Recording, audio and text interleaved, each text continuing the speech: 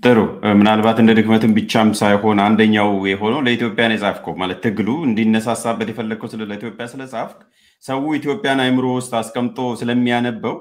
በዛ መልኩም ሊረዳ ይችላል እኔንም ጨምሮ አንዳንድ ካራክተሮችም ያንን ይመስላል ግን ኦልቲሜትሊ ዓላማው ሰላማዊ ትግል ለምሳሌ በኢትዮጵያ ይቻላል አይቻልም ወይ በምን መልኩ የሚለው የግንቦት ማኒፌስቶም የጃይካም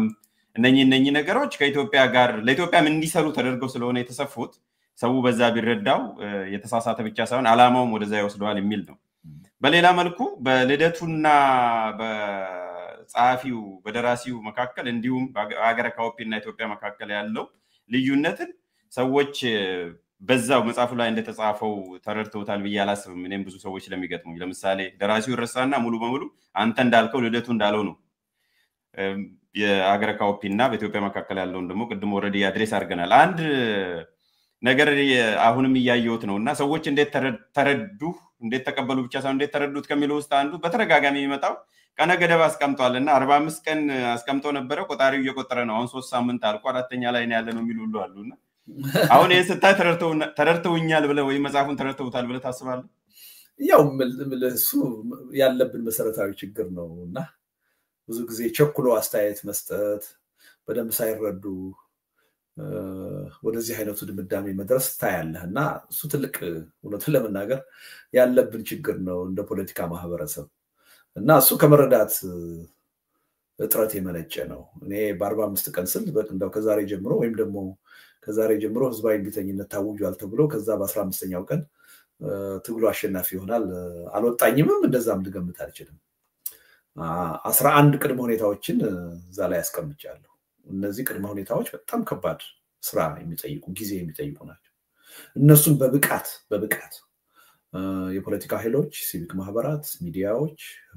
በትግሉ ውስጥ ተሳታፊ የሆነው ህብረተሰብ እነዚህን 11 ቅድመ ሁኔታዎች በብቃት ከሰሩ አስቀድመው ከሰሩ ከዛ በኋላ በ45 ቀን አንድ አምባገነን መንግስት ማሸነፍ ይቻላል የሚል እምነት ነው ያለኝ እንጂ እንዳው ከዛሬ ጀምሮ ቁጥሩ የሚል ነገር የዛ አይነት ሞኝነት ከኔ መጠበቅ ትክክል አይመስለኝም ጽሁፉ ማይል እንደዛ እንደውም 11ን ቅድመ ሁኔታዎች ማሳካት እጅግ ከባድ እንደሆነ ትልቅ ቻሌንጅ እንደሆነ ነው መጽሐፉ የሚያሳየው እና ይሄን ካለ መረዳት ዝም ብለው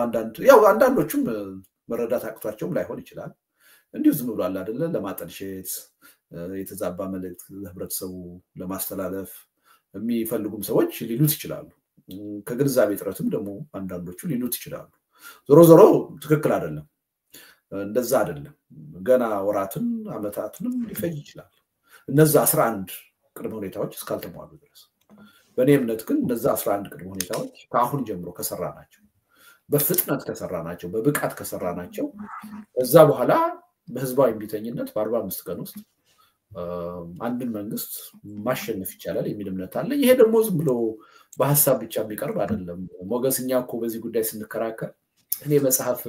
መጽሐፍ ከጀመርኩ በኋላ እኮ በጀንዚ ሙቭመንት እኮ ሁለት መንግስት እኮ ተቀይሯል 45 ቀን አልፈጀባቸው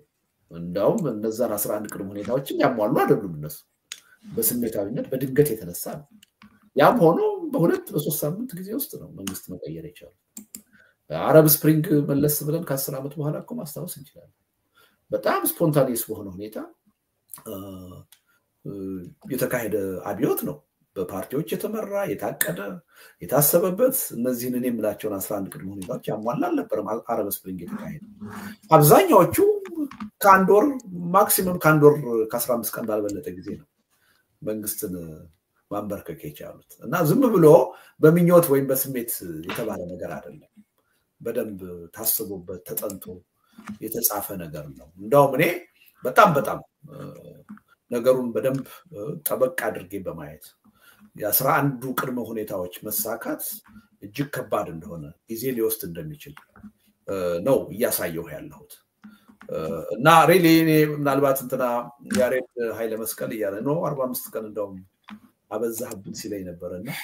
ምናልባት እንደሱ አይነት ትችት ሊቀርብ ይችላል እንጂ በተረዱ ሰዎች ማለት ነው ምን ይያል 45 ቀን እንደማይሆን ወይም ደግሞ በስሜት እንደቀረበ አድርጎ ማየት ተገቢ አይመስለኝም ቅድም ያልከው ነገር እኔንና ድርሰቱን የመለየት ችግር አለ በአንድ በኩል ምንም ጥርጥር የለውም አስተሳሰቤ የኔ አስተሳሰቦች እዚህም እዛም አሉ። በተለይ ለህብረተሰቡ እንዲተላለፉ የትግል አጀንዳ እንዲሆኑ የምፈልጋቸው ሐሳቦች እዛ ውስጥ አሉ። እነሱ የኔ ሐሳቦች ናቸው። ግን ደግሞ ድርሰት ስለሆነ እዛ ውስጥ ያለው ሐሳብ ሙሉ በሙሉ የኔ ነው ማለት አይቻልም። አሁን ለምሳሌ ደራሲ ኒሻ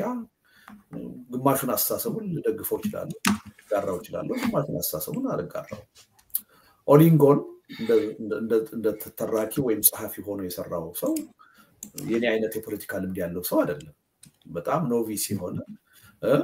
ከቤተሰቦቹ ጋር ካየው የቅራኔ ግጭት ተነስቶ ስለ ፖለቲካ ማሰብ የተገደደ ወጣት ነው። ሌሎችም ገጸ ባህሪዎች ቢሆኑ አንድና አንድ በቀጥታ አንተ ነህ ተብሎ ወይም እኔን የሚወክል እዛ የለም። እንደውም ኦሊንጎ በአመዛኙ የጦርነቱ ውጤት ነው ማለት ይቻላል። እና እኔን ብቻ አይደለም ሌሎችን ገጸ ባህሪያትም ከሌ ማለት እኮ ከሌ ነው ወይም ልደቱ ከሌን እኮ ያስቀመጠው ከሌ ለማለት ነው ብሎ በእርግጠኝነት ሙሉ በሙሉ ማለት ነው የሚመሳሰሉ ሰዎች አሉ። ለማቅረብ አይቻልም። ሀገሪቱም እንደዛ ከኢትዮጵያ ሪያሊቲ ጋር አንድና አንድ አይደለች። በታሪኳ የተለየች ነች።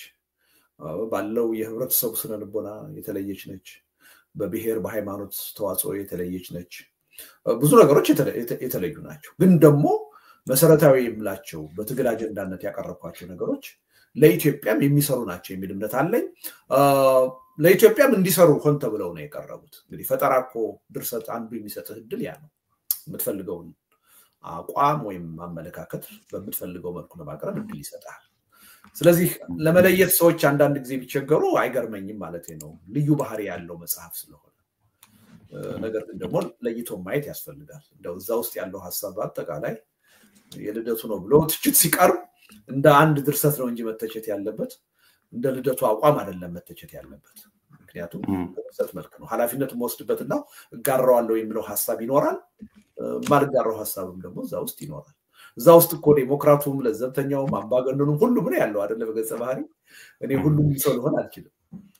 በመጽሐፍ ውስጥ በጣም መሰረታዊ የሆኑ የፖለቲካ ቅራኔዎች ሲጋጩ ነው የሚታየው አይደለ? እኔ ምናልባት አንዱን አስተሳሰብ ልወክል እችላለሁ እንጂ ሁሉንም ልወክል አልችልም። ስለዚህ አጠቃላይ የመጽሐፉን ይዘት ከአንድ ሰው አስተሳሰብ ጋር አያይዞ ማየት ስህተት ይመስለኛል። ይሆንን የሚገባው አይደለም። በጣም ጥሩ። እዚህ ጋር እንደውም አንድ የሚነሳ አስተያየት አቶ ልደቱ ለመጀመሪያ ጊዜ የፖለቲካ መጽሐፍን ወይም ስትራቴጂን በልብ ወለድ መልክ ጽፎልን የመጣው ኃላፊነት ላለመውሰድ ነው የሚል ሐሳብም ገጥሞኛል። ሪሊ ለምሳሌ ይሄንኑ ልብ ወለድነትን ትተህ በመጽሐፍ መልክ ኢትዮጵያ ካኦፒን ትተህ ለኢትዮጵያ ብለህ ብትመጣ ኖሮ ኃላፊነት ትወስዳለህ። ለሚነሳውም ህዝባዊም ቢተኝነትም ወንጀልም ካለ ለዛ ሁሉ ኃላፊነት ትወስዳለህ በቀጥታ ብጽፍ። እዚህኛው ላይ ግን ያንን አቮይድ ለማድረግ ነው ኃላፊነት አቮይድ ለማድረግ ነው ይሄንን እንደ ሺልድ የተጠቀመው የሚልም አስተያየት መጥቷል። እሱም እንዳንድ ምክንያት ነው ወይን ብትጠቀም ነውር አይመስለኝም። ምክንያቱም ደራሲ ነፃነት ይፈልጋል። ስለዚህ ያን ነፃነት ሊሰጠው በሚችል አግባብ ሊጽፍ ይችላል በአንድ በኩል ማለት ነው። ግን ምናልባት አንዳንዶቹ ሰዎች ለምሳሌ አሁን በፖለቲካ አጀንዳዎቹ ዙሪያ ኃላፊነት መውሰድ ይፈልጋሉ። ለምን? ለኢትዮጵያ የሚጠቅማሉ እያልኩ ነው። ከኢትዮጵያ ነባራዊ ሁኔታም ጋር ይሄዳሉ እያልኩ ነው። ለምሳሌ የግንቦት ማንፌስቶ በሚመለከት የጃይካ ቃል ኪዳንን በሚመለከት አዎ ኃላፊነት ወስዳለሁ። ኃላፊነት ወስዳለሁ የምለው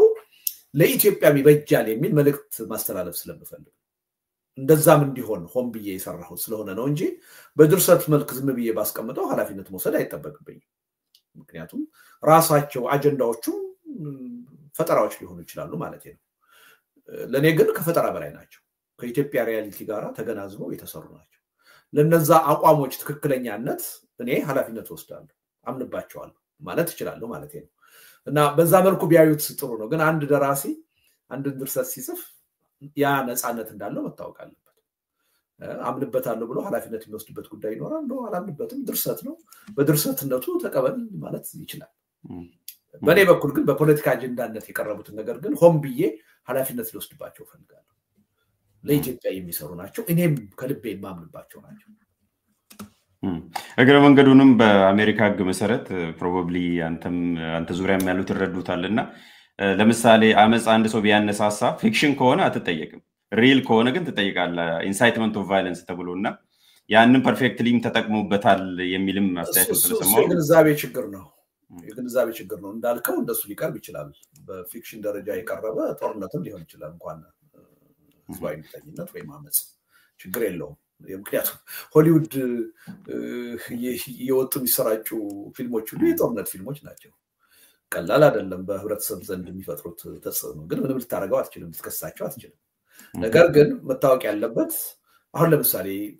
የህግ ተጠያቂነት የሚያስከትል ነገር አለ ብያለሁ ህዝባዊ እምቢተኝነት መብት ነው በአሜሪካን ህገ መንግስት አይደለም በኢትዮጵያ ህገ መንግስት ህዝባዊ እምቢተኝነት መብት ነው ህገ መንግስታዊ መብት ነው ስለዚህ ከመኑ ነው እኔ ለማምለጥ የምፈልገው አልፈልግም ምክንያቱም የጦርነት አዋጅ የለም ከህግ ውጪ የሆነ የኃይል አማራጭ አልቀረበም በሰላማዊ ማዕቀፍ ሊታይ የሚችል ህዝባዊ እምቢተኝነት ነው ይሄ ደግሞ የኢትዮጵያ እንኳንስ የአሜሪካን ህገ መንግስት የኢትዮጵያ ህገ መንግስት የተቀበለው እና ኢትዮጵያም ሆኜ ልጽፈው የሚችለው ጉዳይ ነው አሁን ብቻ አይደለም ድሮም ስናገረው የነበረው ስጽፈው የነበረው ጉዳይ ነው አሁን በልቦለድ መልክ ስለጻፍኩት አዲስ ካልሆነ በስተቀር ለኔ አዲስ አይደለም እና ከተጠያቂነት አንፃር አሜሪካን መሆኑ ኢትዮጵያ መሆኑ ምንም የሚያመጣው ልዩነት የለም ማለት ነው ምክንያቱም ህዝባዊ እምቢተኝነት ሰላማዊ ህዝባዊ እምቢተኝነት በሰላማዊ ማዕቀፍ ውስጥ ያለ ህጋዊ እንቅስቃሴ ነው ህጋዊ ድርጊት ነው የኢትዮጵያ ህገ መንግስትም የተቀበለው ማንኛውም ኢትዮጵያዊ የማይመስለውን የማይቀበለውን ነገር የመቃወም መብት አለው የማመጽ መብት አለው የሥራ ማቆም አድማ የማድረግ ከቤቱ የመቀመጥ ረሃብ አድማ የማድረግ ሰላማዊ ሰልፍ የማድረግ መብት አለው እዛ ውስጥ የተጠቀሱ ነገሮች ሁሉ ሰላማዊና ህጋዊ ጉዳዮች ናቸው እና በተለየ መልኩ ልሸሸው የምፈልገው ነገር የለም ማለት ነው ጥሩ በደንብ እንድገልጸውም ስለፈለኩ ነው እዛም ስላሉ በዛ ምክንያት ነው በዚሁ እንግዲህ ከጀመርን ወደ ሰላማዊ ትግሉ ብንሄድ ይሻላል ሌላው ወቅታዊ ጉዳይ በኋላ እንመለስበታለን በአገረ ካኦፒ ውስጥ የፖለቲካ ፓርቲዎች ሚና በደንብ አልተንጸባረቀም የሚልም ትችትም አለ እኔም እንደዛ አይነት ስሜት ነው የሚሰማኝ አንብቤ ከጨረስኩ በኋላ ግን የግንቦት ማኒፌስቶንም የጃይካ ስምምነትንም ሌሎቹንና በደንብ ጎልቶ አልወጣምና የፖለቲካ ፓርቲዎች በህዝባዊ እምቢተኝነት ውስጥ ቀዳሚ ተግባር የላቸውም ብሎ ስላሰበ ነው ደራሲው ወይስ በመመልኩ ነው ወይስ ተሳስተናል ወይስ እሱ እኮ ነው ዋናው እኮ ትርጉም እሱ ነው አየህ የህዝባዊ እምቢተኝነት ወይም ሰላማዊ ትግል በወቅቱ በነበረው የሀገረ ካኦፒ ዜጎች ዘንድ ወይም የፖለቲካ ማህበረሰብ ዘንድ ትኩረት የሚስብ አልነበረም ተቀባይነት ያለው አልነበረም እና ፖለቲካ ፓርቲዎቹ አብዛኛዎቹ አይደግፉትም ነበር በዋናነት አንድ ፓርቲ ነው ያን አቋም ያራምድ የነበረው ሌሎቹ ሁሉ በኃይል አማራጭ የሚያምኑ ናቸው የነበሩት መንግስትም ተቃዋሚዎቹ ህብረተሰቡም ከሰላማዊ ወይም ደግሞ ከሊበራል ፓርቲ ይልቅ የጽንፈኞቹን ወይም ደግሞ በኃይል በጦርነት የሚያምኑትን ኃይሎች የሚደግፍ ነው የነበረው እንግዲህ ያው በልቦለድ የተፈጠረ ሁኔታ ስለሆነ ሆን ተብሎ ነው በዛ እንዲደረግ የተደረገው ስለዚህ የሰላማዊ የፖለቲካ እንቅስቃሴ ወይ አጀንዳዎች ጎልተው ባይታዩ ሀገረ ካኦፒ ላይ ሆን ተብሎ የተደረገ ነው ትኩረት ስላላገኘ ህብረተሰቡ ስላልሰጠ ነው ለዛ ጉዳይ አገሪቱንም ችግር ውስጥ የከተታትና ወደ መፍረስ ይወሰዳት ያ ችግር ነው እንደዚህ አይነቶቹ የፖለቲካ አጀንዳዎች ቦታ ቢያገኙ የመነጋገሪያ አጀንዳ ቢሆኑ ህብረተሰቡ ሲቻል አብዛኛው ህብረተሰብ ቢያንስ ከፊሉ ህብረተሰብ ቢቀበላቸው ኖሮ አገሪቱ በጦርነት ምክንያት ወደ መፍረስ አትሸጋገርም ነበር ስለዚህ ሊሚቴሽኑ የድርሰቱ አካል ነው ማለት ነው የሪያል መፍትሄው ላይ መምጣት አልነበረበትም አሁን እንዳልከው ቦዲው ላይ እንዳልከው በተጠያቂነት መጥተዋል ግን ስቲል እዛም በጣም እንብዛም አይደለም ግን አሁን ለምሳሌ የጃይካን ቃል ኪዳን ወይም ስምምነት ካየህ ይመጣል የሚነሱት የጃይካን ቃል ኪዳን ሲፈርሙ የሚነሱት ከምንድን ነው የራኬላ ሆሳን የሊበራል ፓርቲ መሪዋን ሐሳብ ባለመቀበላችን የደራሲ ኒሻን ሐሳብ ባለመቀበላችን እንደውም ኋላ መፈንቅለ መንግስት አድርጎ ራሱን ከፖለቲካ ጥያቄ ነፃ አድርጎ የሽግግር መንግስት ሊጠይቅ እንዲካሄድ የጠየቀውን ሻለቃ ሳይቀር ሐሳብ ሳንቀበል በጦርነት አገራችንን ማፍረሳችን ጸጽቶናል ብለው ነው የሚነሱት ጸጽቶናል ብለው ፍሬያምብሉ እንደዛ ነው የሚለው ጸጽቶናል ብለው ከተነሱ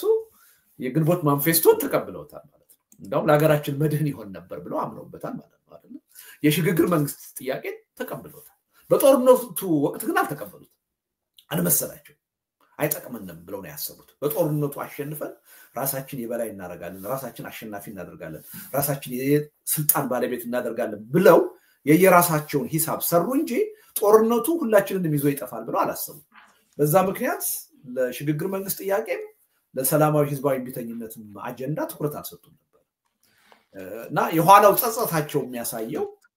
ያን ባግባቡ አለመጠቀማቸው ነውና ሪሊ አጀንዳው ጎልቶ ወጥቷል የሚል እምነት ነው ያለኝ በተለይ የጃይካ ስምምነት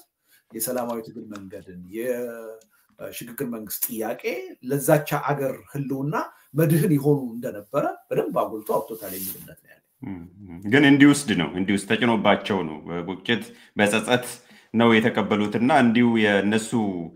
የሚገባቸውን ሚና በደንብ ተጫውተው ሳይሆን እንዲውስድ ማለት የምንድነው ተጭኖባቸው ተገደው ነው የተቀበሉት ተገደው አይደለም በበጎ ፈቃድ ነው ያስገደደ እንዲውስድ የሚለው እንግሊዝኛ ወደ አማርኛ አስቸግሮኝ ነው ተገደው የሚለው ምንድነው ከሌላ የመነጨና ከብዛ በጸጸት በተሞላ መልኩ ነው የተቀበሉት እንጂ አክቲቭሊ በራሳቸው ነው የሚያሳይ በጎ ፈቃድ ነው አይደለም የምትጸጸተው እኮ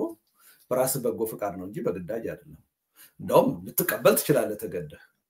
ተገደገ ልትጸጸት አትችልም ጸጸቱ የሚያሳየው በበጎ ፈቃዳቸው በትክክል ከሰሩ ስተት ተምረው ነው የተቀበሉት እንጂ ተገደው አይደለም እና ያገሪቱ የገባችበት ሁኔታ ሁላቸውም ተሸናፊ መሆናቸው የደረሰው እልቂት ያን ሐሳብ ኦፍ ኮርስ እንዲቀበሉ አስገድዷቸው ሁኔታው አስገድዷቸው ወይ አማሪ አስገድዷቸው እሱ ማለት ነው የተቀበሉት በበጎ ፈቃዳቸው አምነውበት ነው የሚል እምነት ነው ያለው ኤግዛክትሊ እሱ ለማለት ነው ተግባብተናል ኢንዲውስድ የሚለው ወደ አማርኛ ለመቀየር ስላስቸገረኝ ነውና ኤክስተርናሊ እንግዲህ አሁን ወደ ህዝባዊ ቢተኝነቱ በዚሁ እንሄድና ለደቱ 11 ቅድመ ሁኔታዎችንም አስቀምጠሃል ከቅድመ ሁኔታው ውጪም በአገረ ካውፒ ውስጥ ያሉት ነገሮች ከሞላ ጎደል ፐርሰንቱ ለጊዜው እንተው 60-70 ሊሆን ይችላል ከኢትዮጵያ ሁኔታ ጋር እንመሳሰላል ብለን አሲዩም አድርገን እንነሳ ድርሰቱም የተጻፈው በዛ መልኩ ስለሆነ አሁን በዚህ ይሄ መጽሐፍ ከተጻፈ በኋላ አንድ ሁለት እንቅስቃሴዎችን አይተናል አንዱ ሞሮርለስ የተሳካ ነው በውጤት ደረጃ ባይሳካም ያው በሚሊተሪ ነው የተጠለፈው የማዳጋስካሩ ግን ለውጥ በማምጣት ደረጃ ውጤታማ ነው የነበረው አሁን የማዳጋስካርን ሁኔታ የኔፓልን ሁኔታ የሌላውንም ሀገር ሁኔታ ስንወስድ እንትን መሆን አለ ፕሪኮንዲሽን መኖር አለበት ማለትም ህዝባዊ ቢተኝነት እንዲመጣ ፕሪኮንዲሽኖች ሶስት ነገሮች መኖር አለባቸው ትሪገር የመጨረሻው ነው የሚነሳበት የሆነ ምክንያት ነው የሚያስፈልገው ግን የመምራን ራሱ በቂ ሆነ ነው የሚይዛ ዶክተሮቹ የሆነ ነገር ወይም የተሻረ ምርጫም ብቻ ትሪገር ነው እሱ አሁን ታንዛኒያ ላይም እንደምናየው የትልቁ ነገር ግን ፕሪኮንዲሽን ያስፈልጋል የረጅም ጊዜ የኢኮኖሚ በደል የፍትህ እጦት ጦርነትም የሰላምም እጦትም የፖለቲካ ምህዳር መዘጋት ይሄን እንድናመጣው ፕሪኮንዲሽን ይሆናል ሌላኛው ፕሪሲፒታንት ነው ግሪቪየንስ የተጠራቀመ ግሪቪየንስ የህዝብ እንባ ብሶትና የመሳሰሉ ነገሮች ናቸውና ለውይይት እንዲመች ነው እንደዚህ ያረኩት በሶስት ደረጃና ምን ደረጃ ላይ ያለ ነው ብለን ነው የምታስበው 45 ቀኑንም ሌላውንም የያንዳንዱ ሚና እንመጣበታለን አሁን ግን ምን ደረጃ ላይ ያለ ነው ኢቭን ስለ ህዝባዊ ቢተኝነት ምን ደረጃ ላይ ደርሰናል አንተ 11ን ያስቀመጥከው እንደው ከ11 ውስጥ በግንዛቤ በአዌርነስ ደረጃ ራሱ ደርሰናል ወይ ተራ ቁጥር 2 ላይ ያስቀመጥከው ደግሞ ያደረጃጀትና ስምምነት ላይ መድረስን ነው ሰላማዊ ትግል እንደሚያዋጣ ስምምነት ላይ መድረስ ተራ ቁጥር 3 ነው ኢቭን አዌርነስ ደረጃ ላይ ደርሰናል ወይ በቂ ፕሪኮንዲሽንስ ወይ አለ የሚል ጥያቄ ተገቢ ስለሆነ ምን ደረጃ ላይ ያለ ነው ከዛ ብንነሳ ሞገስ ሁለቱን ነገሮች ለይተያያቸው 11ን ቅድመ ሁኔታና አሁን ያቀረብካቸው ሶስት ነገሮች እኔ ለይቼ ነው ማያቸው 11ዱ ሁኔታዎች በኢትዮጵያ ነባራዊ ሁኔታ በጣም ሊሟሉ ይገባል አስፈላጊ ናቸው በየማምንባቸው ናቸው ለምሳሌ በጉዳዩ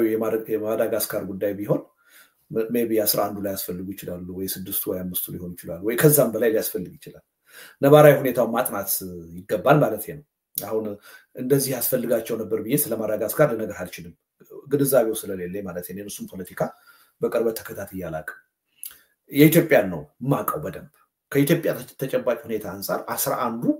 መሟላት አለባቸው ብዬ ነው ማምነው ምን ደረጃ ናቸው እነዚህ ያሉት ካልከኝ በጣም ዝቅተኛ ደረጃ ላይ ገና ናቸው የተወሰኑት በጎ ጅምሮች ይታያሉ ይሄ ከትብብር ፖለቲካ ጋር በተያያዘ ችግሩን የጋራ አድርጎ ከማየት አንፃር ያሳሰብ እድገቶች ወይም ለውጦች አሉ ማለት ይቻላል ግን ብዙዎቹ ነገሮች ገና ናቸው በብቃት ተሟልተዋል ማለት አይቻልም ለዛም ነው አድካሚ ነው ጊዜ ይወስዳል የምለው ያለ ምክንያት አይደለም እሱን ለብቻው ማየት ያስፈልጋል አንተ ያቀረብካቸው ሶስት ነገሮች ላይ ግን ሁለቱ ተሟልተዋል የቀረው አንዱ ነው ትሪገር የሚያደርገው ነገር በኢትዮጵያ ተጨባጭ ሁኔታ አንዱ ትልቁ ማደጋ ይሄ ነው ሁለቱ ነገሮች ተሟልተዋል የሆነ ትሪገር የሚያደርገው ነገር ድንገት የሆነ ቦታ ላይ ብልጭ ካለ ሰላማዊ ህዝባዊ ቢተኝነቱ ሊቀጣጠል ይችላል ያኔ ግን ያ ትግል ሄዶ በአንድ በኩል እንደማይጠለፍና እንደማይኮላሽ እርግጠኛ መሆን አትችልም አይደለም በሌላ በኩል ደግሞ ወደ መንግስት የለሽ ሁኔታ አገሪቱን እንደማያስገባት እርግጠኛ መሆን አትችልም በሌላ በኩል ደግሞ አንድን አምባገነን አውርዶ በሌላ አምባገነን የሚተካና ዘላቂ ውጤት የማያመጣ መሆኑንም እርግጠኛ መሆን አይቻልም ስለዚህ አሁን ትሪገሩ ከመምጣቱ በፊት እነዚህን 11 ቅድመ ሁኔታዎች ማሟላት የሚጠቅመው ለዚህ ነው የሰላማዊ ህዝባዊ ቢተኝነቱ ተነስቶ ተቀጣጥሎ ህዝቡ መስዋዕትነት ከከፈለ በኋላ ትግሉ በተወሰኑ የፖለቲካ ኃይሎች ወይ ወታደራዊ ኃይሎች እንዳይጨናገፍ ለማድረግ 11 ቅድመ ሁኔታዎች አስፈላጊ ናቸው ሁለተኛ የሚመጣው ለውጥ ራሱ ወደ መንግስት የለሽ ሁኔታ ወደ ባሰቀውስ እንዳይከተል የሀገሪቱንና የህዝቡን አጠቃላይ ህልውና ጥያቄ ውስጥ እንዳያስገባ 11 አስቀድሞ መሟላታቸው ይጠቅማል የሚል እምነት አለ ስለዚህ ከ11 ቅድመ ሁኔታዎች አንፃር ገና ነን በጣም ብዙ ይቀረናል ብዙ ድካም ይጠይቃል የሚል እምነት አለ አንተ ካቀረብካቸው ከሶስቱ ምክንያቶች ግን ሁለቱ ተሟልተዋል አንደኛ በደንብ ነባራዊ ሁኔታዎቹ ኢትዮጵያ ውስጥ ያለው ሰቆቃ ኦልሞስት መሙላት ብቻ አይደለም ሞልቶ መፍሰስ ጀምሯል ማለት ይቻላል በህብረተሰብ ውስጥ ያሉት ብሶቶች ችግሮች ቀላል አይደሉም እና አብዛኛውን ህዝብ ደግሞ የሚመለከቱ ናቸው እንደውም አብዛኛውን አይደለም ኦልሞስት የሁሉንም ህዝብ የዕለት ተዕለት ኖሮ እና የወደፊት ህልውና የሚመለከቱ ሆነዋል እና በነባራዊ ሁኔታ ደረጃ አስፈላጊ የሆኑት ነገሮች ተሟልተዋል ትሪገሩ ነው የቀረው ነገር ግን እንደ አንድ የፖለቲካ ሰው ትሪገር ግን ከዚህ በፊት በተደጋጋሚ እያየን አይደል ለምሳሌ ዶክተሩ እንደ ትሪገር አይወሰድም ወይስ በቂ ትሪገር ሁሉ የሚያሰባስብ ሁሉንም ሊያሰባስብ የሚችል ትሪገር ማለት ነው ትሪገሩ ሁሉ ወደ ተሟላ ህዝባዊ ቢተኝነትም ሊያስገባም ይችላል ያን በእርግጠኝነት ልታውቁ አትችልም ቱኒዚያ እኮ የተነሳው በአንድ ሰው ሞት ነው አይደለ ትሪገር ያደረገው የዛ ልጅ ሞት ነው አይደለ ወይራስ ግብጽ ላይ ስትመጣ ወይም ደግሞ የመን ላይ ስትመጣ ወይም ሊቢያ ላይ ስትመጣ ግን አጠቃላይ ቱኒዚያ ላይ የተነሳው ሪቮሉሽን ነው ግፊት ያደረገው አንድ ጉዳይ ብቻ አይደለም ጉዳዩን ያስጀምረው ማለት ነው ስለዚህ ኢትዮጵያም ውስጥ ነገ የሆነ ትሪገር የሚያደርግ ነገር ሊመጣ ይችላል ግን የሁኔታዎች መገጣጠም ፐርፌክትሊ ሰላማዊ ህዝባዊ ቢተኝነትን ላያቀጣጥል ይችላል ትሪገሩ ግን ሁሉንም ሞቢላይዝ የሚያደርግ መሆን አለበት አሁን የቱኑን ብናይ አንድ ግለሰብም ቢሆን ብዙ ሰው የሚጋራ መሆን አለበት ስለዚህ የሆነ ስፓርክ ያደረገው ሁሉ ወደ ህዝባዊ ቢተኝነት ይወስዳል ማለት ነው ግን ምንድነው በጣም ብሶቶች በተባባሱበት ሁኔታ ችግሮች በጣም ራምፓንት በሆኑበት ሁኔታ የሆነ ስፓርክ የሚያደርግ ነገር ፖሲቢሊቲው ይሰፋል ማለት ነው ወደ ህዝባዊ ቢተኝነት ህዝቡን የማስገባት ፖሲቢሊቲው ከጊዜ ወደ ጊዜ የበለጠ እየሰፋ ነው የሚሄደው ስለዚህ እንግዲህ የጊዜ የሁኔታዎች ድንገት የመገናኘት ጉዳይ ትልቅ ቀመር ነው በእርግጠኝነት ይሄና ይሄ ተጋጭቶ ይሄን ያመጣል የምትለው ነገር አይደለም በሶሻል ሳይንስ ማለት ነው ይሄ ምንጥሬ ናቹራል ሳይንስ አይደለም ስለዚህ አንዳንዴ ትሪገር ያደርጋሉ ብለህ ማታስባቸው በጣም ቀላል የምትላቸው ነገሮች ትሪገር ሊያደርጉ ይችላል በጣም ትልቅ ነው ይሄ ነገር ትልቅ አደጋ ያስከትላል ብለህ የምትለው ነገር ላያመጣ ይችላል ለኔ አሁን አንድ ህዝባዊ ቢተኝነት በአንድ ሀገር መፈጠር አለበት ብዬ ማምነው ጦርነትን በመቃወም ነው ብዬ አምናለሁ ምክንያቱም ለአንድ ህዝብና ሀገር እንደ ጦርነት ትልቅ አደጋ የለም ጦርነት ግን ኢትዮጵያ ውስጥ አሁን ህዝባዊ ቢተኝነትን ትሪገር የሚያደርግ አይደለም ገብቷል ምናልባት የኑሮ ውድነቱ የበለጠ ትሪገር ሊያደርግ ይችላል ምናልባት የሰብአዊ መብት ጥሰቱ የአድሎ ጉዳይ የመልካም አስተዳደር እጦቱ ይሄ ትሪገር ሊያደርግ ይችላል ብዬ አምናለሁ አሜሪካን ሀገር ጦርነት ቢታወጅ እሱ ትሪገር ሊያደርግ ይችላል ነው በቪየትናም የተካሄደው ጦርነት አሜሪካን ሀገር ውስጥ ትልቅ የሆነ የሲቪክ እንትኖች ሙቭመንት ፈጥሮ ነበር ጦርነትን በመቃወም ማለት ነው እና እንደየሀገሩ ተጨባጭ ሁኔታ ትሪገር የሚያደርገው ነገር የተለያየ ነው ሊሆን ይችላል እና ትልቅ ነገር ሆኖ ላያደርግ ይችላል ትንሽም ነገር ሆኖ ትሪገር ሊያደርግ ይችላል እና ይሄን በእርግጠኝነት አስቀድመን መናገር የምንችል አይመስለኝም ግን አይቀሬነቱን ግን መናገር የምንችል ይመስለኛል ሄዶ ይሄ ምንም የታወቀ ነገር ነው ብሶት ተጠራቅሞ መገንፈሉ ይቀራል ትልቁ ጥያቄ ምንድነው ያ ነገር ሲገነፍል እንዴት ነው ሃንድል የምናደርገው ምናልባት ከዛ በፊት ልደት መለስበታለሁ የአዌርነሱ እዚህ ጋር ነው የሚመጣው በነገራችን ላይ አሁን እንግዲህ ቅድም የተው ነው የሰው መረዳት እያንዳንዱ ያለው አብዛኛው እያንዳንዱ መሆን የለበትም ወይም አንተ ያስቀመጥከው ፐርሰንቴጅ አለ የተወሰነ ማህበረሰብ ክፍል መሳተፍ መቻል አለበት ከመሳተፉ በፊት ደግሞ የጋራ ግንዛቤ መኖር አለበት አይደል ስለዚህ አሁን ያለው ሁኔታ መቀየር አለበት መቀየር ያለበትም ደግሞ በህዝባዊ ቢተኝነት ነው የሚል ያብዛኛው ኮንሰንሰስ አለ ወይ ነው ጥያቄው ከትሪገር የለም ቢኖርማ ኖሮ እኮ ይነሳ ነበር አሁን በዚህ ጉዳይ እኮ ለማውራት አንገደድ ነበር ለእናንተ ስለሌለ ልንፈጥረው ይገባል ነው ያልኩ ያለው ያን አዌርነስ ልንፈጥረው ምንችለው ያን አሁን ያልከውን ኮንሰንሰስ ልንፈጥረው ምንችለው የፖለቲካ ኃይሎቹ ሚዲያዎቹ አክቲቪስቶቹ ምሁራኖቹ ነን ስለዚህ መፈጠር አለበት ነው ያልኩ ያለው ቢኖርማ ኖሮ ምንም እኮ ይሄን ያህል ግፊት ማድረግ ድርሰት ለመጻፍም ሁሉ እንኳን እንገደድም ነበር ሞገስ ስለዚህ ስለሌለ ነው እንዲኖር ነው እየተነጋገርን ያለ ነው መፈጠር አለበት የሚል እምነት አለኝ በራሱ ካልተፈጠረ እኛ ልንፈጥረው ይገባል የሚል እምነት አለ እንዴት ነው የምንፈጥረው አንድ ምናልባት ሰዎች ኮንፊውዝ እንዳያረጉት በደንብ ጣጥርተም ሄድም ይሄን እድል ካገኘው ልጠይቅ ቀደም ያልኩትን ቃል እንትን ልበልና በግድ ችግሮች ተፈጥረው እንዲ እየተበደልክ ነው ተብሎ ተነግሮት ወይስ ያለውን ችግር እና ህመም እንዲረዳ በማድረግ ሁለቱ የተለያዩ ስማ ችግሩ እኮ ከመኖሩም አልፎ እኮ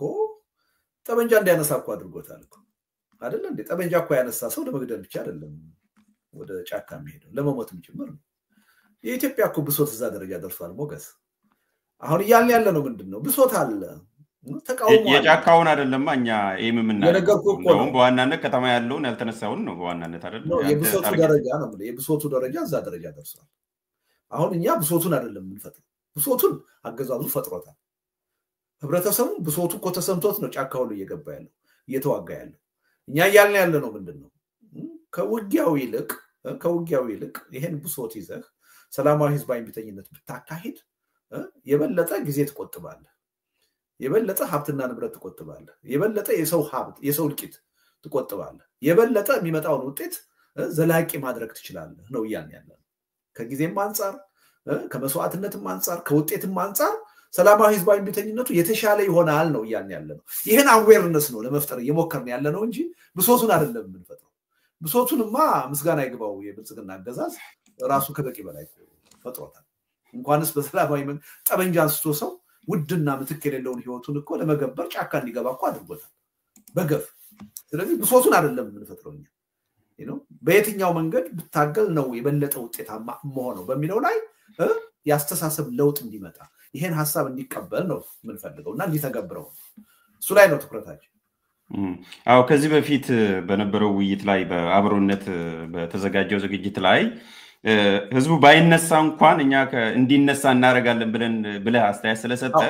ኢንጂነር ሊያረግ ነው ብሶትን ፈጥረው ህዝቡ እንዲነሳሳ ለማድረግ ነው የሚል አረዳድ ስለነበረ በአንድ አይደለም በበርካታ ሰዎች እንደዛ ስለነበረ ለዛ ነው የጠየቁ በርካቶች እኮ ይሳሳታሉ እንኳን በርካቶች ህዝቡ እኮ ይሳሳታል የኔና መለካከት ምታቂ መስለኛል በርካቶች ቢሆኑ ይገርም አይደለም ማለት ነው የሁኔታውን እውነታውን ሊቀይረው አይችልም በርካታ ስለሆነ ስለዚህ ብሶቱን ያደለለም ምንፈጥረው እኛን ራሱ እንዳውም የፈጠረን በዚህ የፖለቲካ መድረክ እንድንገኝ ያደረገን ብሶቱን አገዛዙ የፈጠረው ብሶቱን እኛ ብሶቱን መፍጠር ያስፈልጋል ፈጥሮታል ከበቂ በላይ አገዛዙ ፈጥሮታል እኛ ምን ፈጥረው ምንድነው በሰላማዊ ህዝባዊ ቢተኝነት ትግሉን እንዲያደርግ ግን አዎ ተነሳሽነቱን እኛ መፍጠር አለብን በአቅጣጫው እንዲያምንበት እኛ ግፊት ማድረግ አለብን ባያምንበት እንኳን እንዲያምንበት የማድረግ ኃላፊነት የኛ ነው የሚል እምነት አለ ስላላመነበት ነው እስካሁን ያላደረገው እዚህ ምን ፈጥረው አዌርነሱን ነው ምን ፈጥረው ስልቱን እንዲቀበል ነው እንጂ ብሶቱን የመፍጠር አቅሙም የለንም ተቃዋሚ ሆነ እኮ ብሶቱን ልትፈጥረው አትችልም ብሶቱን የሚፈጥረው አገዛዝ ነው አገዛዝ ደግሞ ከበቂ በላይ ኢትዮጵያ ውስጥ ብሶቱን ፈጥሮታል ስለዚህ ይሄን ሁለቱን ለይቶ ማየት ያስፈልጋል ግን ሰላማዊ ትግልን ሰላማዊ ህዝባዊ ቢተኝነትን ተቀባይነት እንዲያገኝ ህብረተሰቡ በዛ ረገድ አምኖበት ትግል እንዲያደርግ መቀስቀስ ሆን ብሎ መቀስቀስ የፖለቲካ ኃይሎች ስራ ነው ወንጀል አይደለም ኃጢያት አይደለም ስራችን ይሄን ስራችንን መስራት አለብን ነው ስለዚህ ህብረተሰቡ በግንዛቤ ማነስ አይጠቅምም ብሎ በማመን ባያስነሳው እንኳን እኛ ግፊት አድርገን እኛ ተጽዕኖ ፈጥረን እንዲነሳ እናደርገዋለን ነው ያልከው ያ ደግሞ ስራችን በጣም ጥሩ እሱ በደንብ እንዲጠራ ስለፈለኩኝ ነው ሁለቱ ሲጀምርም እንደሚለዩ አስቀምጬ ነው ኮንሰፕቹዋሊ በከተማ ላይ ግን አሁን ጫካ የገቡት ከብሶትም አልፎ እንደው ወደ መፍትሄ ደረጃም ሄደዋል አዌርነስም አልፎ ያው የነሱ አዌርነስ እንስማማለን አንስማማም ሌላ ጉዳይ ነው እንዳልኩ በሰላማዊ መንገድ አላመኑ በጠመንጃ ነው ያመኑት እነሱ ከአዌርነስ አልፎ መፍትሄውም ጠመንጃ ነው ብለዋል ከተማ ላይ ላለው ኢቭን ብሶት ራሱ አርቲኩሌት ማድረግ የሚያስፈልግ አይመስለኝም እኔ ያነሳውት አንድ ሰው ለምሳሌ በድሎኛል ብለ ለመክሰስ ኢቭን ማለት በህግም በሌጋል ጁሪስፕሩደንስ እንማር መጀመሪያ ፔይ መኖር አለበት ቅድም እንዳሉ ግሪቨንስ አለ ያ ፔይን ስላለ ብቻ ግን ወደ ለውጥ አትሄድም ያም ኔም ማድረግ ከሌኔ በደለኝ ማለት መቻል አለበት የበደሉን ምንጭ አርቲኩሌት ማድረግ አለበት ቀጥሎ እንደገና ብሌም ታረጋለ ሶስተኛ ላይ ነው ክሌም የምታረግ ወደ መፍትሄ የምትሄደውና በዚህ ደረጃ ከተማ ላይ ላለው ማህበረሰብ በተረጋጋሚ አምናም በጻፍከው ላይ ሰላማዊ ትግል አይደለም የከሰረው የወደቀው እኛንን በሚለው ጽሁፍ ላይ ያልከው እንደዛ ነውና ከተማውን ነው ታርጌት ያደረከው በከተማ ደረጃ ከአዌርነሱም በላይ ብሶቱን አርቲኩሌት በማድረግ ደረጃ የሚቀርው አይመስለኝም እዚህ ላይ ከብዙ ሰዎች ጋር አለ ያለው ነው ያው እየደከማችሁ እንደሆነ ሚዲያዎች አያለሁ በየቀኑ አገዛዙ ይሄን ያረገ ነው ይሄን በደል እየፈጸመ ነው ይሄን ችግር እየፈጸመ ነው ያላችሁ በየቀኑ ተናገራላችሁ ያው ሚዲያ ስለሆናችሁ ያን ማድረጋችሁ ስተት ነው ልላችሁ እኔ ግን ወይ ማንታ አውሮፓ ተቀምጠ እኔ አሜሪካ ተቀምጬ አሁን የኢትዮጵያን ህዝብ ስለብሶቱና ስለችግሩ መንገር ግብዝነት ነው ብዬ ነው የምወስደው ከበቂ በላይ ከኔና ካንተ በላይ ያውቀዋል ከኔና ካንተ በላይ እየተጎዳበት ነው ይሰማዋል የሚል እምነት ነው ያለኝ በዛ ላይ ምንም ጥርጣሬ የለኝም ስለዚህ ስለብሶቱ ከበቂ በላይ ያውቃል ራሱ ነጋሪም ይፈልጋል የሚል እምነት የለኝም እውነቱን ለመናገር ብሶቱ ባይኖርበት እኔ ትግል ማድረግ ማስፈላጊነት አለ ብያለሁ ይሄን ያህል ሰላማዊ ህዝባዊ ምንተኝነት ኢትዮጵያ ውስጥ መቀጣጣል አለበት ብዬ እኔ እንቅልፍ አጥቼ አልሰራም ነበር ብሶቱ ስላለ ስለማቅ ነው በዚህ ላይ እርግጠኛ ስለሆንኩ እና እኔ አሁን ለኢትዮጵያ ህዝብ አሜሪካን ሀገር ሆኜ እንዲህ ያለ ብሶት አለብህ ወቀው ልለው አልችልም ከኔ በላይ ያውቀዋል ከኔ በላይ እየተጎዳበት ነው ከኔ በላይ በየቀኑ በህይወቱ እየኖረው ያለ ችግር ነው እና ከበቂ በላይ ነው ያለው ብሶት ያን ብሶት ደግሞ ምናልባት ህብረተሰቡ ይሄኛውን ብሶቴን አላወቃችሁም እንደኔ ያላመማችሁም ብሎ ሊነግረን ይችል ይሆናል እንጂ እኛ ለሱ ልንነግረው ምንችል አይመስለኝም ምናልባት አው ሚስ አንደርስታንድ ሰዎች እንዳያረጉ ብሶት የለም ሰው ሞልቶ ሁሉ ፈሰሰ እንጂ እኮ በብዙ ኩንታል የሚጫን ነው እሱ ሳይሆን ያልኩት አርቲኩሌሽን ነው ብሶት ስላለ ያን ብሶት የምታስቀምጥበት መንገድ ማለት ስቴት የምታረግበት ለትግል በሚሆን በሚያሰባስብ መልኩ አርቲኩሌት አድርገዋል ወይ በሚል ነው እንጂ ለምሳሌ ብልጽግና በመጣ የመጀመሪያው አመት 2 አመት እሺ ሲበዛ 3 አመት አይ መጀመሪያ ሁሉ ነገር ከቃል ነው የሚነሳው በጣም አሳሳች የሆነ ቃል ይገባ ስለነበር ህብረተሰቡ በአገሪቱ ውስጥ ያሉትን ችግሮች በአግባቡ ባይገነዘባቸው ላይደንቅ ይችላል ችግሮችም ሆነው በተለየ መንገድ ሊተረጉማቸው ይችላል ኦኬ አንዳንድ ሰዎች ሞክ የሚያረጉ ነበሩ ምን አንድ እንዲያልፍልን ከፈለግን አንድ ትውልድ አቧራ መቃም አለበት ብለው የሚቀለዱ ሰዎች ነበሩ ኢትዮጵያ ውስጥ በተለየ መልኩ ሊተረጉሙት ይችላሉ ይሄ ጊዜያዊ ችግር ነው ያልፋል ለጥሩ ነገር ተብሎ እየተሰራ ነው ብለው ሊተረጉሙት ይችላሉ እና ብሶቱን ያኔ አርቲኩሌት ማድረግ የሚያስፈልግ ይመስለኛል እኔ የመጀመሪያው አመት 2 አመት 3 አመት አድርገናል ብዬ ነው በበቂ ሁኔታ አድርገናል እኔ 27 ሲደመር 2ም ከጻፍኩ በኋላ ሌላ ተጨማሪ ማብራሪያ የሚያስፈልገኝ አይመስለኝም ኢትዮጵያ ውስጥ ያለው ብሶት አርቲኩሌት ለማድረግ ከበቂ በላይ ተነግሯል አሁን ባለው ተጨባጭ ሁኔታ ደግሞ ምናልባት በተለይ እንደኔና እንዳንተ ውጭ ሀገር ላለን ሰዎች ህብረተሰቡ ለኛ ሊነግረን ይገባል እንጂ ያሉትን ተጨማሪ ብሶቶች እኛ ለሱ መንገር ምንችል አይመስለኝም በጣም ከበቂ በላይ ሞልቶ ገንፍሎ መፍሰስ ጀምሯል አሁን ብሶቱ እኔ እዛ ላይ ጉልበታችንን ጊዜያችንን ማጥፋት ያለብን አይመስለኝም ይልቁንስ ብሶት አለ ስለዚህ አንድ ብሶት ውስጥ የገባ ህብረተሰብ ጠመንጃ ሊያነሳ ይችላል ወይም ደግሞ ሰላማዊ ህዝባዊ ምንተኝነት ሊያደርግ ይችላል የትኛው ነው የሚሻለው ስለዚህ ይሻላል በመንለው አቅጣጫ እንዴት ነው ትግሉ ሊካሄድ ይችላል ያ ትግል በአጭር ጊዜ በቀላል መስዋዕትነት ለዘላቂ ውጤት እንዲበቃ ማድረግ የምንችለው እንዴት ነው የሚለው ላይ ነው እንጂ መነጋገርና ጊዜያችንን ጉልበታችንን ትኩረታችንን ማጥፋት ያለብን ሁሉ ጊዜ ስለ ብሶት ማውራት ነው ትርጉም ያለው አይመስልኝ እውነቱን ነገር እኔ ሰልችቶኛል አላዳመጥም አሁን ዛሬ እሱንም መጣበታለን ሁለተኛው ጉዳይ ላይ ጥሩ ርዕሱም ለዚህ ነው እንዲያረኩት በነገራችን ላይ ኤግዛክትሊ አንተ እንዴትና መቼ ነው የሚለው እንጂ ብሶት እንዘግባለን አይልም ርዕሱም ያለ ምክንያት እንዲያላርኩት ሶ ዘሃው እንደ የ45 ቀኑ እንግዲህ እዚህ ውስጥ ነው የሚመጣው መቼ የሚለው ትሪገሩንም ይሄንንም ቅድም ያወራ ነው ለዚህ ነው አንተ በቂ ይመስለኛል ከዛ ጋር የሰላማዊ ትግል ላይ አሁን ወደ አገር ካውፒ እንመለስ ወደ ግንቦት ማኒፌስቶ ላይ ሁለተኛው ሰላማዊ ትግል ሁለተኛው ፒላር ወይም አምድ ሰላማዊ ትግል አዋጭ መሆኑን እና ለውጤትም እንደሚያበቃ መስማማት ያስፈልጋል የሚል ግልጽ ባለ መልኩ አስቀምጣል ደራሲው አንተ ስለሆንክ ያው አንተ አስቀምጣል ደራሲው አስቀምጧል እና አዎ እዛ ላይስ ቢሆን አሁን በዚህ ሰዓት ስለ ሰላማዊ ትግል አዋጭ ሰላማዊ ትግል ነው የሚያዋጣን እንደገና ደግሞ ዘላቂ መፍትሄ የሚያመጣው እሱ ነው በሚለው አረዳድ ላይ ይሄንን አገር ካውፒ መጽሐፍ ጽጽፍና አምና ስለ ሰላማዊ ትግል በጻፍኩ መጣጥፍ መካከል አንድ አመት ስላለ ያም ሴፕቴምበር ነው የተጻፈው ፕሮግረስ አለ ብለ ታስባለህ ለውጥ በተወሰነ ደረጃ አለ ሞገስ ለምሳሌ ታስታውሳለህ ጦርነት ይቁም የሚል ሰላማዊ ሰልፍ ጠርተው ነበር አገር ቤት ያሉ የፖለቲካ ፓርቲ ሰዎች ታስታውሳለህ አንድ ኮሚቴ ነገር አቋቁመው ጦርነት ይቁም የሚል ሰላማዊ ሰልፍ ጠርተው ነበር መንግስት አሳደዳቸው ግን መንግስት ብቻ ነበር አብዛኛው ተቃውሞ የገጠማቸው ከተቃዋሚው ኃይል ነበር ሰላማዊ ሰልፍ የጠሩት የትጥቅ ትግሉን አንደርማይን ለማድረግ ነው አገዛዙን ሌጂቲሜሲ ለመስጠት ነው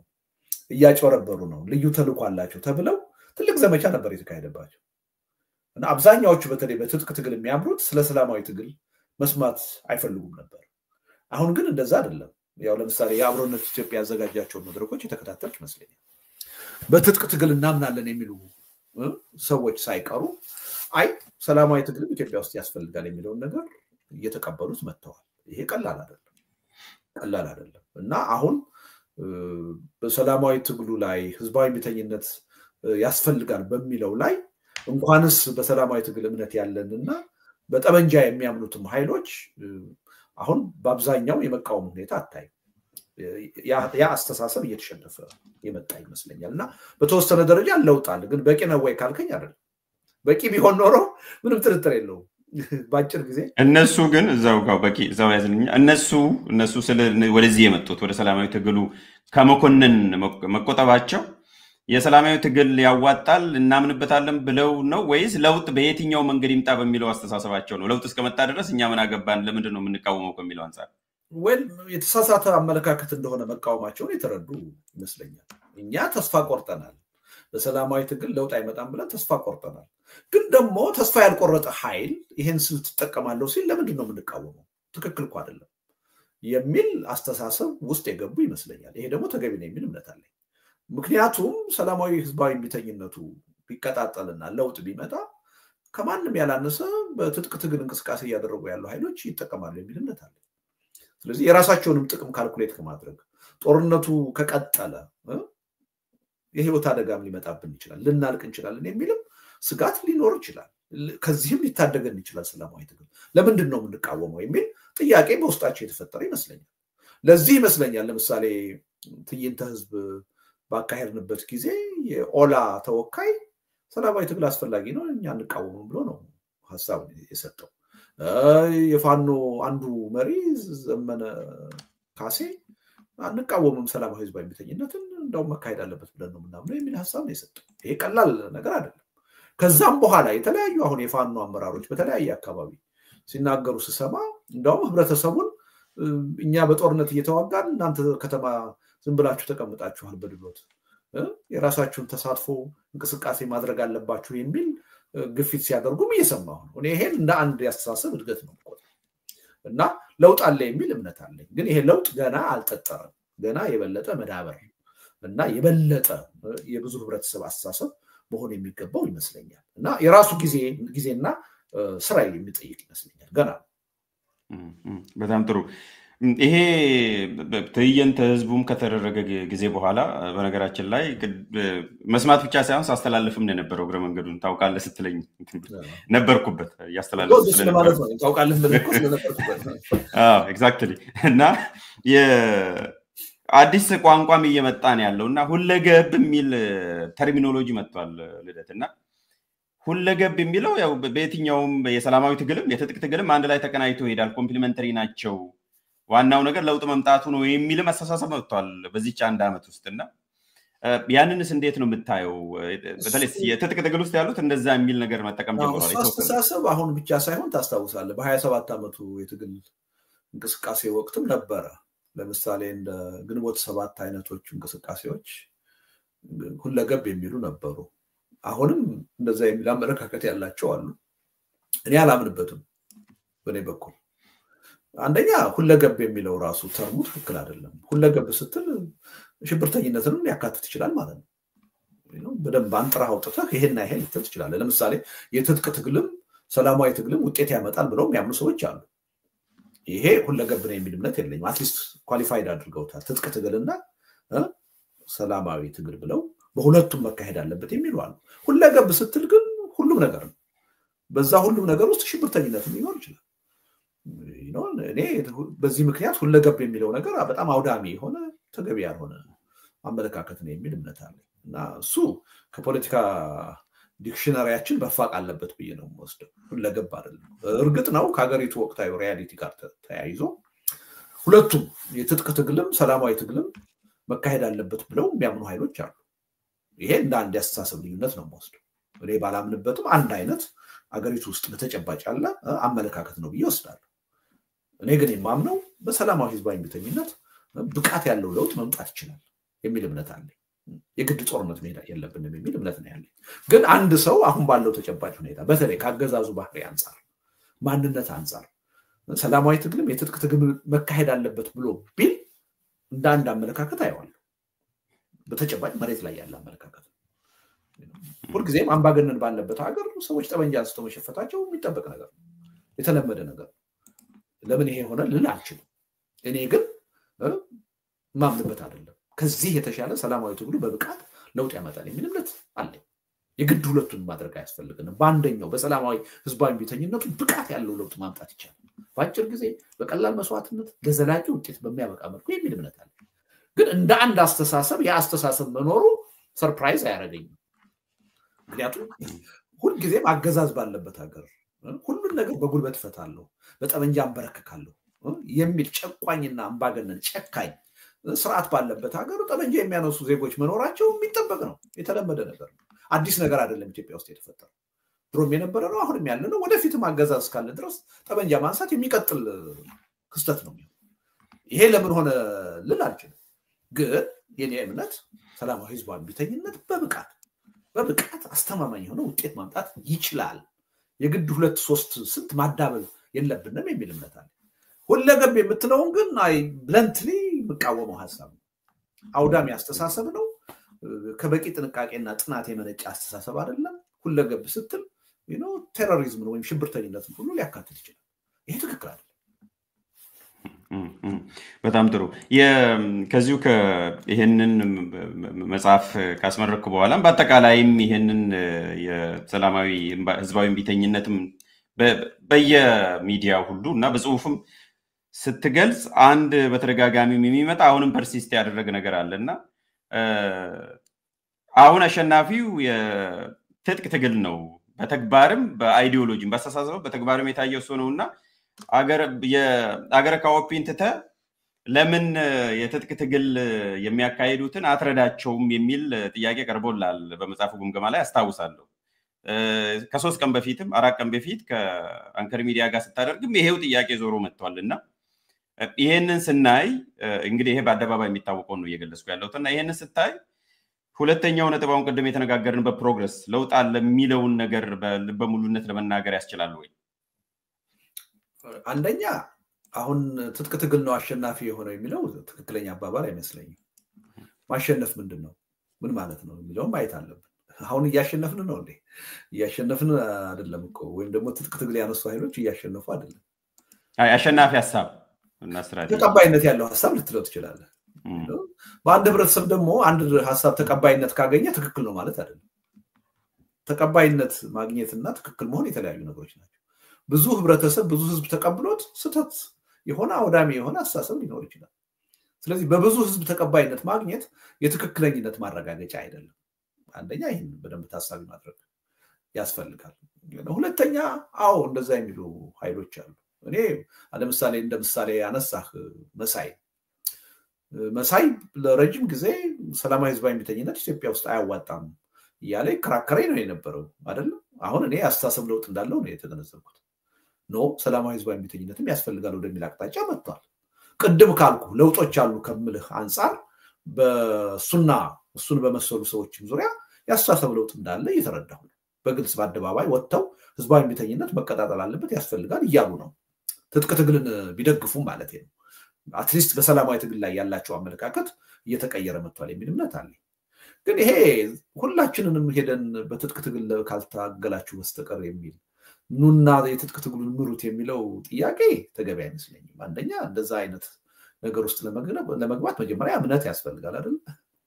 የምትቀበለው የምታምንበት ነገር ሲሆን ካላመንክበት ጥቅም የለውም። ሁለተኛ ሙያ ልምድ ይጠይቃል። እኔ እምነቱም የለኝም በትጥቅ ትግል ልምዱና ሙያውም የለኝም። እኔን ለምን ትጥቅ ትግል መታል መራህም ብሎ መጠየቅ ያለ ቦታው የሚቀርብ ጥያቄ ነው። ተገቢ ጥያቄ ነው የሚል እምነት የለኝም። እምነቴም አይደለም ሙያዬና ልምዴም አይደለም። እኔ እምነቴ ሰላማዊ ትግል ነው። ልምዴም ኦልሞስት ሙያዬ ነው ልል እችላለሁ። 33 ዓመት እድሜ ልኬን ስሰብክ የኖርኩት ሳጠና የኖርኩት ሰላማዊ ትግል። ስለዚህ በዛ ነው ውጤታማ ሆናለሁ ብዬ የማምነው። ግን አንዳንድ ጊዜ ምንድነው ያው የዲሞክራሲ ባህል የሌለን ስለሆነ ከኔ ጋር ካልቆምክ የኔን አስተሳሰብ ካልደገፍክ በስተቀር መፍትሄ ይመጣል ብሎ የማያስበው ብዙ ነው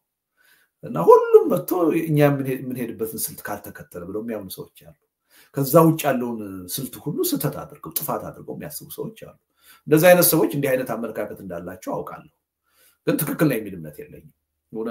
በቀደምም ስናገር ሰምተሃል። የትጥቅ ትግሉ እኮ አሁን የሰው ችግር የለበትም። በሰላማዊ ትግሉ ከተሰለፈ ወይ ከሚያምነው በላይ የትጥቅ ትግል በሰው ኃይል እኮ ተጥለቅልቋል። ብለው እንደ በ10 ሺዎች አይደለም በመቶ ሺዎች ናቸው እኮ አሁን ትጥቅ ትግል ተሳትፎ እያደረጉ ያሉት። አረ በአመራርም እንደውም ሞልቶ ተርፈው እኮ ከትግሉ ዞር ይበልልን ሁሉ እየተባባሉ ነው። እዛው ራሱ ያለው ሽሚያ ውስጥ ሁሉ ተገብቷል። ይልቁንስ ያለው ችግር ምንድነው? ወጥ የሆነ ድርጅት መፍጠር አልተቻለም። ወጥ የሆነ አመለካከት፣ አስተሳሰብ፣ የፖለቲካ ፕላትፎርም መፍጠር አልተቻለም። የተቀናጀ ትግል ማድረግ አልተቻለም። አገሪቱን ወደ አቅጣጫ እንደሚወስዷት ያላቸውን አመለካከት አላማ በአግባቡ አርቲኩሌት ማድረግ አልቻሉም። በጋራ ጉዳይ ላይ ወዴት ሊወስዱን ይችላሉ የሚለውን ሐሳብ በአግባቡ አርቲኩሌት አላደረጉትም እና የድርጅትና የአስተሳሰብ ጥራት ችግር ነው እንጂ ያለባቸው የሰው ኃይል ችግር አለባቸው ብዬ አላምንም። ኦፍ ኮርስ የሎጂስቲክ ችግር ሊኖርባቸው ይችላል። ጠበንጃ፣ ጥይት ምናምን። የሰው ኃይል ኢትዮጵያ ውስጥ በጦርነት እኔ የሰው ኃይል መቼውንም ጊዜ ቢሆን ችግር ሆኖ ያቃለ ምን እምነት የለኝም። በሰላማዊ ለምንድን ነው የማይሆነው? እንደው እግረ መንገዱ ነው። ለምንድን ነው ኢትዮጵያ ላይ ሁሉ ጊዜም እንደዚህ ለጦርነት ሲሆን ነው ብሎ የሚነሳው? ኖ ይሄን እኮ ምን መደባበቅ እኮ የለብንም። ጦርነት የባህላችን አካል ነው። እኛ እኮ ጦርነት እኮ ምንመካበት የራሳችን ባህልና ማንነት አድርገን እኮ ይዘነው የኖርነው ጉዳይ እኮ። ገዳይ ወዳለሁ እያልን እኮ እስክታ ምን መታና እስክታ ምን ወርድ ነን አይደል? አሁን በ21ኛው ክፍለ ዘመን እስቲ ቴሌቪዥን ክፈት እስኪ የሚሰሩትን ክሊፖች እያቸው። ኢትዮጵያ ውስጥ ብቻ አይደለም አውሮፓና አሜሪካ የሚሰሩ የኢትዮጵያ ዘፈኖችን ክሊፕ ብታይ ጠበንጃ የተሸከመ የሌለበት የለም። ገዳይ ወዳለሁ የሚል በሬዲዮ በቴሌቪዥን ሰማል። ግጠም አለኝ ተብሎ እኮ ዘፈን ይዘፈናል እኮ አይደል? እና ይሄ በቃ ጥሩ ያልሆነ አንድ ባህላችን ነው ጦርነት እና የጦረኝነት አመለካከት። ይሄን መገንዘብ አለብን። እንደ ትውልድ አዲስ ነገር ለማምጣት ከሆነ የምናስበው ይሄን ጎጂ ባህል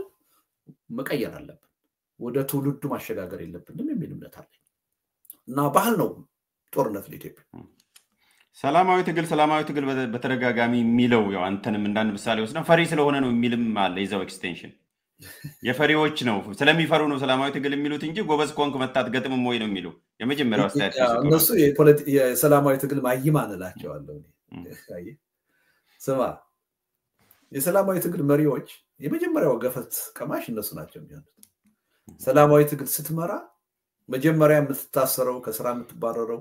መገደልም ካለ የምትገደለው የፖለቲካ መሪው ነህ። ፊት ላይ ሆነ ነው የምትመራው። ከኋላ ሆነ አይደለም። ምሽግ ይዘህ አይደለም። ነፃ መሬት ይዘህ አይደለም። ፈሪ መባል ካለበት እንደውም ጦርነትን የሚመራ መሪ ነው። ምሽግ ሰርቶ ነፃ መሬት መስርቶ ከኋላ ሆኖ ነው በብዙ ማይል ርቀት ጦርነትን የሚመራው ጀነራሉ አይደለም ትልቁን መስዋዕትነት የሚከፍለው ከፊት የተሰለፈው ኃይል ጭፍራው እና ይሄ የሰላማዊ ትግል ማይማን ናቸው እንደዚህ የሚሉት በአለም ላይ ትልልቅ መስዋዕትነት የከፈሉ የሰላማዊ ትግል መሪዎች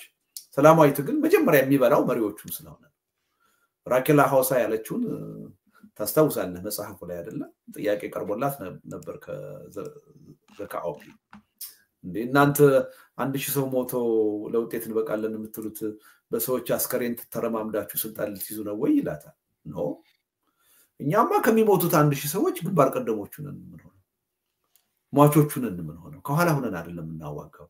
ስለዚህ ይሄ አባባል ለኛ አይሰራም ነው ያለችው በተግባርም የታየው ምንድነው ራኬላ ሐውሳ በአመለካከቷ ምክንያት መጀመሪያ ከተገደሉት ሰዎች ውስጥ አንዷ ነው የሆነችው የጦር መሪዎቹ ግን ጎረቤት ሀገር ተቀምጠው ነው ያዋጉ የነበረው ምንም አልሆነም የጃይካ ስምምነት ላይ አትሊስት የመደራደር እድል አግኝተው እና የትኛው ነው መስዋዕትነት የሚጠይቀው የትኛው ነው ድፍረት ወኔ የሚጠይቀው ሰላማዊ ትግል ነው እንደመሪ ማለት ነው እንደውም አንዱም በአምና በጻፍከው ላይ ከዚህ በፊትም በመጽፈው አንደኛው የምትደግፈው ከሞራል አንፃር የምትልክፈላለችና ከሞራል አንፃር ራስን ማትደግፈው ከፊት ለፊት ሆነ የማትመራና መስዋዕትነት የማከፍልበት ነገርን መደገፍና ማበረታታት ተገቢ አይደለም የሚላልና ስለዚህ ልደቱ አሁን ባለው ሁኔታ እኮ ራኬላ ሐውሳ መሆን ይችላል ወይ ስለዚህ አንቺንም ድለቢስ ነኝ ያን መሆን ባለመቻሌ በምርጫ ያደረኩት አይደለም እኔ ታውቃለህ ፍላጎቴ ነው አገር ቤት ሄጄ ፓርቲ አቋቁሜ ሰላማዊ ትግሉን ነው መምራት ነበር የምፈልገው ከመሪዎቹ አንዱ መሆን ነበር የምፈልገው ዳር ሆኜ ይብን በሰላማዊ ትግል ወጣቱን ውጣ ታገል የባለት ፍላጎት አልነበረኝ ተገድጄ ነው አገሬ እንዳልገባ ተደርጌ ነው እንጂ በፍላጎቴ ቢሆን ኖሮ እዚህ ሀገር የቀረሁት እንደዛ አይነቱን ቅስቀሳ አላደርግም እና የምርጫ ጉዳይ አይደለም ማለት ሄደው የግዳጅ ጉዳይ ነው እና I'm sorry በጣም ነው የሚሰማኝ አገር ቤት ባለመሆኔ ምክንያቱም የበለጠ የሞራል የበላይነት ሊኖረኝ የሚችለው የበለጠ ጥሩ ስሜት ሊሰማኝ ይችል የነበረው አገር ቤት ሆኜ መስዋዕትነቱን ለመክፈል ተዘጋጅቼ ከፊት ቆሜ ይሄን አቋም ባራምድ ነበር ያው ሳረግም የኖርኩት ይሄን ነው ከዚህ ቀደም 5 ጊዜ 6 ጊዜ ታሰርኩት ያለ ምክንያት አይደለም ግንባር ቀደም ተሳታፊ ስለነበርኩ ውጭ ሀገር ሆኜ አልነበረም ሰብኬ ነበር እና አሁን ውጭ ሀገር የመሆኔ ጉዳይ የምርጫ ጉዳይ አይደለም የፍላጎት ጉዳይ አይደለም ከፍላጎቴ ውጪ ተገድጄ የመጣብኝ ጉዳይ ስለሆነ ነው አይ እንግዲህ መግባት አልቻልኩምና ትግሉን ላቁም ደግሞ አይደለም ስለዚህ ፕራግማቲክ ሆነ መርህን ቀየርከው ወይስ መርሁ አልተቀየረም እንዴ እኔ አልተቀየርኩም እኮ እኔ አገዛዙ እንዳልገባ አደረገኝ እንጂ እኔ መርሄን አልቀየርኩም ያማን ነው የሚመራው ማለት ራኬላ ሐውሳ የሚሆነው ማን ነው አሁን በምን በታቀደው ህዝባዊ የሚተኛ ኢትዮጵያ ውስጥ እኮ የተፈጠረው ሰው ልደቱ ብቻ አይደለም እኮ እንዴ 130 ሚሊዮን ህዝብ እኮ ኢትዮጵያ ውስጥ አለ ስለዚህ ጄነሬሽን እኮ አለ ኢትዮጵያ ውስጥ እነዛ ሁሉ የትግሉ መሪዎች መሆን አለባቸው ራኬላ ሐውሳ አንተን እንደዛ ስለሚያዩ ነው ግልጽ እንድታደርገው አሁን ሊሆን አንተ ከቻሉ አገር ቤት ያስገቡኝ እንደዚህ የሚሉ ሰዎች እድሉ ካላቸው እነ ግርማ ሰይፉ ከቻሉ ንገርልኝ እኔ ሞክሬ አልቻልኩም እኔ ለመታሰር ሁሉ ተዘጋጅቼ ቱታ ለብሼ ትኬት ቆርጬ ዋን ወይ ትኬት ቆርጬ ኤርፖርት ሁሉ ተገኝቻለሁ አይደል አትገባም ብሎ የከለከለኝ መንግስታቸው ነው እና አሁን እኔን መውቀስ ምን ይጠቅማል ሁኔታው ከተቀየረ በኋላ የዚህ ህዝባዊ ቢተኝነቱን የማቀጣጠሉን ሚና ለምን አተውም የሚል ነው ጥያቄው እኔ እኮ በፊትም ስለው የነበረው ነገር ነው አሁንም የምለው ነገር የተቀየረ ነገር የለም እኔ የቀየርኩት ቅንጣት ያህል አመለካከት የለም አገር ቤት መኖርና ውጭ ሀገር መኖርን ምን የቀየርኩት ነገር የለም አሁንም ማምነው አገር ቤት በመኖር ነው አሁንም ማምነው አገር ቤት ሆኖ ትግልን በመምራት ነው ውጭ ሀገር ሆኖ በመምራት አላምንም በዛ ባምንኖረው አሁን አሜሪካን ሀገር ምናቋቁመው የፖለቲካ ድርጅት ይሆን ነበር አብሮነት የፖለቲካ ድርጅት አይደለም ሲቪክ ፕሬዠር ግሩፕ ነው ይሄን ያደረግነው ያለ ምክንያት አይደለም ትግሉን መምራት ያለባቸው አገር ቤት ያሉ ፓርቲዎች ናቸው የሚል እምነት ስላለ እኔ ትግል ውጭ ሀገር ሆኖ ይመራል የሚል እምነት የለኝም ይታገዛል ውጭ ሀገር ሆኖ ማጠናከር ይቻላል ማገዝ ይቻላል የሚል እምነት ነው ያለኝ ይሄ አመለካከት ድሮም የነበረ ነው አሁንም ያለ ነው ምንም የተለወጠ ነገር የለውም እሺ እንደ ራኬላ ሐውሳ አይነት የመጨረሻ እንደ ራኬላ ሐውሳ አይነት ሰው የመፍጠር ወይም የማዋለድ አቅሙ አለን አሁን ባለው ሁኔታ ያ ለጀነሬሽን መቅረብ ያለ ጥያቄ ነው መፍጠር ከቻል እንድናለን ካለፉት ትውልዶች ሁሉ የተሻለ ትውልድ እንሆናለን ጥሩ የታሪክ ሌጋሲ ይኖርናል የሚል እምነት አለ ያን መፍጠር ካልቻልን ደግሞ ወድቀናል ችግራችን አይፈታም ብቻ አይደለም ወደ ስቴትለስ ሁኔታ ወደ እርስ በርስ የበለጠ ዘግናኝ እልቂት እንሸጋገራለን የሚል ስጋት አለ ስለዚህ ለትውልድ መቅረብ ያለ ጥያቄ ነው መልሱ የሁላችንም ነው የሚሆነው አንዱ እንደውም ልዩነቱ ቅድም መጀመሪያ ላይ ስናነሳ የተውነው እዚህ ጋር ነው ተገቢ የሚሆነው በየማስበው ኢትዮጵያ ላይ ጄንዚ ያለን ወይ ነው በሌላ መልኩ አሁን አመራሩ ነው ቅድም ያልነው ራኬላ ግን ጄንዚ ያለን ነው የሌላ ሀገር ሙሉውን ቅድም እንዳልከው የመጻፍ ከተመረቀ በኋላም ለውጥ ያመጡ ከዛ በፊት የሚያመጡ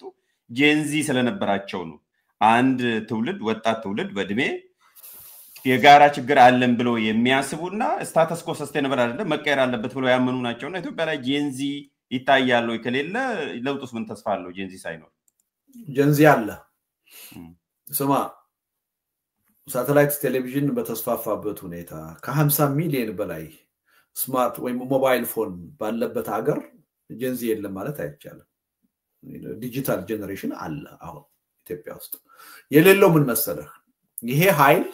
በሰላማዊ ህዝባዊ ቢተኝነት እንቅስቃሴ ለውጥ አመጣለሁ ለውጥ ማምጣት ይቻላል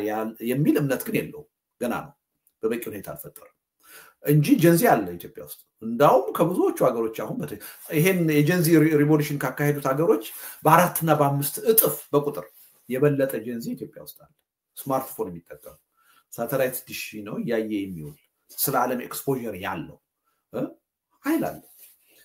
እኔ ቅድም ስለ መጽሐፍ የሳውራ ሰምተሃል አይደል ከዩኒቨርሲቲ ፕሮፌሰር እስከ ሃይ ስኩል ተማሪ ድረስ እስከ ቀበሌ ድረስ እስከ ወረዳ ድረስ በጣም ሪሞት የምትላቸው ዳር የምትላቸው አካባቢዎች ሁሉ ነው ኮንታክት የሚያደርጉ ያ የሚያሳይ ምንድነው የሶሻል ሚዲያ ተጠቃሚዎች ናቸው ዋይፋይ እየተጠቀሙ ነው ኢንተርኔት እየተጠቀሙ ነው ስለዚህ ጄንዚ አለ ችግሩ ያለው ምንድነው ሌላ ሀገር ያለው ጄንዚና እኛ ሀገር ያለው ጄንዚ ሰላማዊ ህዝባዊ ቢተኝነት ትልቅ ጉልበት መሳሪያ መሆኑን በመረዳት ረገድ ልዩነት አለ እኛ ገና ምኑን ጄንዚ ሆነታል እሱን እኮ ነው ያልኩት እኔም በይዘት እንጂ በእድሜማ 2/3ኛው ኢትዮጵያ ህዝብ ወጣት ከ25 በላይ በታች ነው እድሜ ብቻ አይደለም ጄንዚ የሚያደርገው እኮ እድሜ የቴክኖሎጂው ተጠቃሚ መሆን ነው የኢንፎርሜሽን ቴክኖሎጂ ተጠቃሚ መሆን ነው አክሰስ ያለው መሆን ነው ይሄ አለ ቁም ነገሩ ያለው ይሄ ትልቅ ፖቴንሻል ነው እኔ ለውጥ ማምጣት ይችላል ያ ለውጥ ደግሞ መምጣት የሚችለው በትጥቅ ትግል በመናም ሳይሆን በህዝባዊ ቢተኝነት ነው ይሄ ስልት ትልቅ ጉልበት ነው ለውጥ በዚህ ማምጣት ይቻላል የሚለው እምነት ነው የጠፋው ኢትዮጵያ ውስጥ ወታደር አለ አይደል እንዴ ሰራዊት ግን ዲሲፕሊን ያለው ሰራዊት ነው ያለው አይደለም ዲሲፕሊን የሌለው ሰራዊት መኖሩ ሴቶችን የሚደፍር ንጹሃንን የሚገል ሰራዊት መኖሩ ኢትዮጵያ ውስጥ ሰራዊት የለም ሊያስብል አይችልም ሰራዊት አለ ግን ስለነበናው ዲሲፕሊኑ የተለያየ ነገር ነው የጄንዚን ጉዳይም ካየን ያ ነው በጣም ጥቂት የሆነ ፖፑሌሽን ባለበት አገር የተፈጠረው ጄንዚ በዚህ አመለካከት በሰላማዊ ህዝባዊ ቢተኝነት የጠነከረ እምነት ኖሮት ይቻላል የሚል መንፈስ አሳድሮ ለውጥ ያመጣ እኛ ግን በሚሊዮን የሚቆጠሩ ከ50,000 በላይ ሞባይል ወይም ደግሞ የሶሻል ሚዲያ ተጠቃሚ ባለበት አገር ውጤት የሚያመጣ ሰላማዊ ህዝባዊ ቢተኝነት ማድረግ አልቻለም ይሄ ድክመታችንን ነው የሚያሳየው እንጂ ጄንዚ የለም ልንል አንችልም አለ